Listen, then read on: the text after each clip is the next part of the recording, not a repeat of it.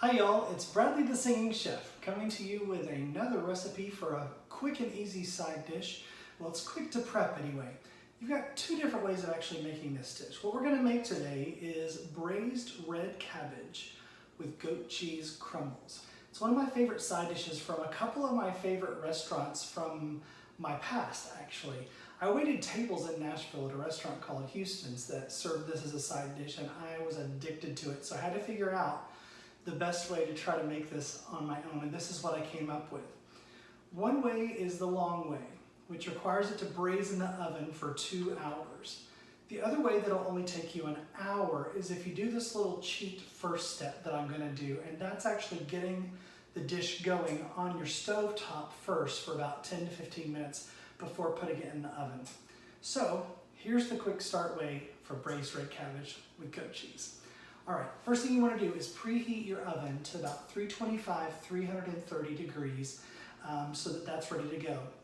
You're going to need a Dutch oven or something similar that is transferable into the oven because it's actually going to sit in the oven far longer than it's going to sit on the stove top. Okay, so I'm going to turn my stove top here on to get going.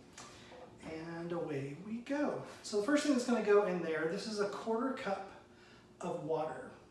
To that, I'm going to add a 1/2 cup of white wine vinegar. Let's see how this goes. Should have taken the cap off so that this didn't take forever. There we go. All right, in our pot, we're gonna put the water and the vinegar, 2.5 to 3 tablespoons of butter.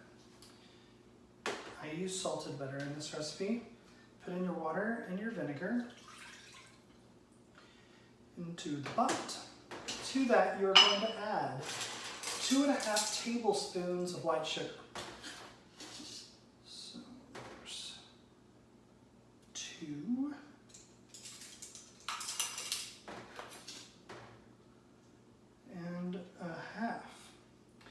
Great.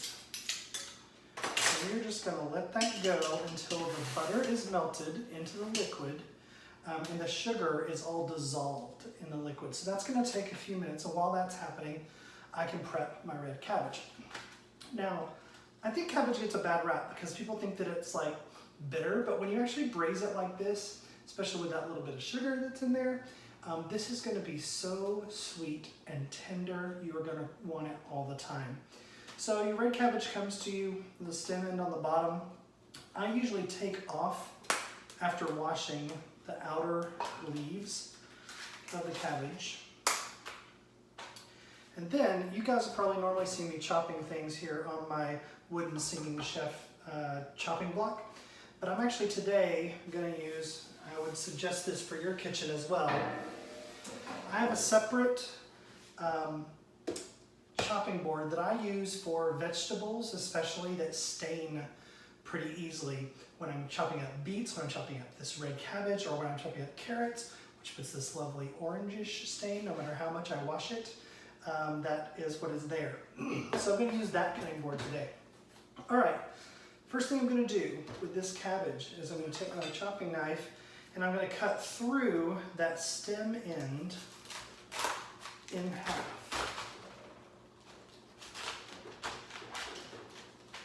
A little tough. There we go.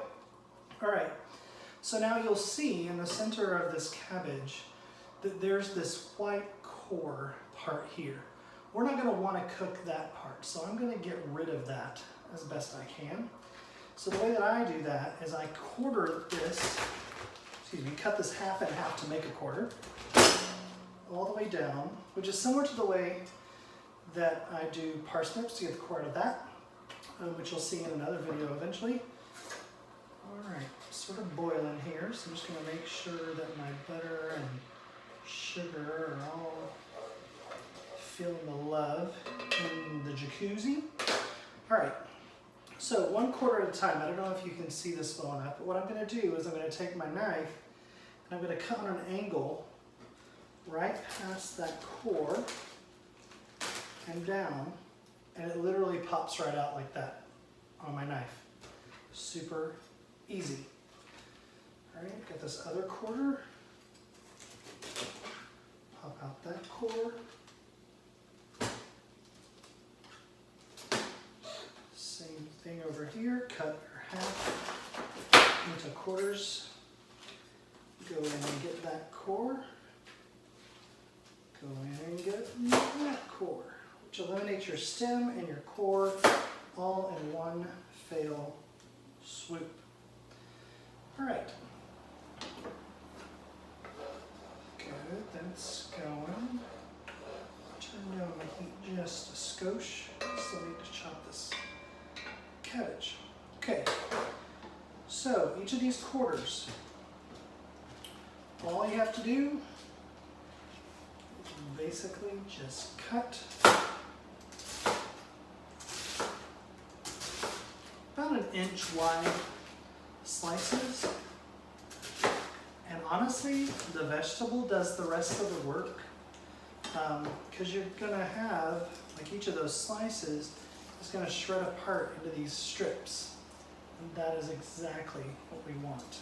So, when the sugar dissolved, I'm just gonna slowly crumble in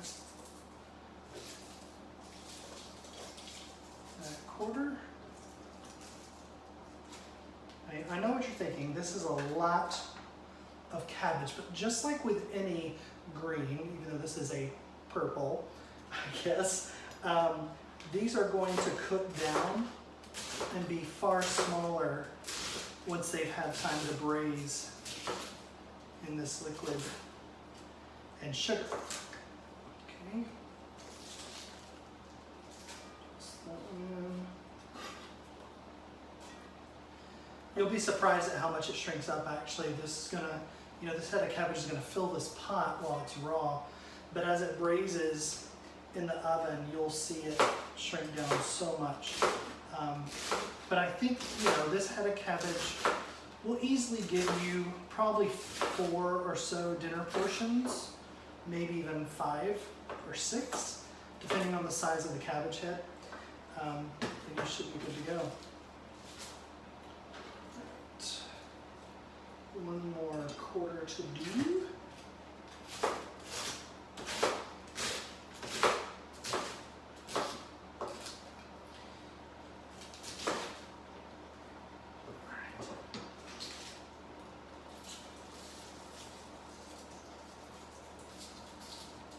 There you go. Get those separated. Toss any of those little core pieces in your little garbage bowl on the side.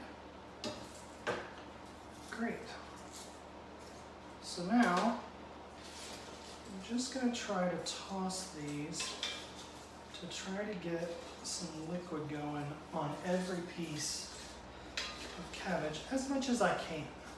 As it cooks down, these, like I said, they're going to shrink down into the pot and they'll get to the liquid eventually. So if you're pot runneth over, like mine wants to do right now, it's okay to give it some time. All right, great. That is pretty much it for this stage. This needs to stay on your stove top for, like I said, 10 to 15 minutes or so, and then transfer it to that 325 or 330 degree oven and let it go for about an hour. Throughout that hour, I would say about every 20 minutes or so, go and check it to see if, you'll see how much it shrunk down. You may want to give it a stir as well. About halfway through the cooking, I usually add a dash of salt and a dash of pepper just for some extra seasoning, but it doesn't need a ton until you serve it table side. So yeah, I'm gonna let this keep cooking down, and then I'll pop it in the oven and I'll see you when it's all finished. All right guys, I am back. This red cabbage has been in my oven at 325 for about an hour or so. I gave it a stir every once in a while in the pot. And what I want to show you is, I was not lying when I said that this shrinks down. You remember, like, the pot was full when we first put it in there with the liquid, and look, it's gone down to that. But look how pretty that purple color is. I mean, come on. That is going to be just a jewel of a dish on any plate. So, the only thing left for me to do is plate so I can eat.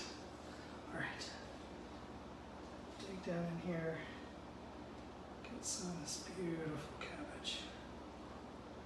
Oh yeah, so pretty.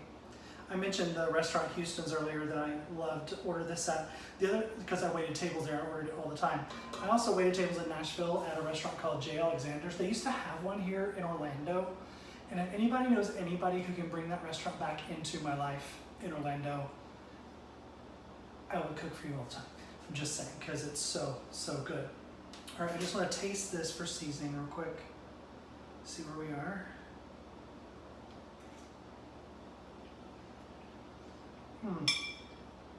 Perfect.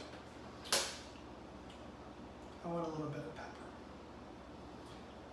It doesn't really totally need it. And then the last crowning jewel is some crumbled goat cheese. And the white goat cheese up against the purple cabbage. And then just that sour hit and richness of the goat cheese with every bite of this sweet tasting cabbage is perfect. I mean, come on. That's beautiful. Let's try a bite with that, Bradley. Oops. Lost my goat cheese. What'll I do?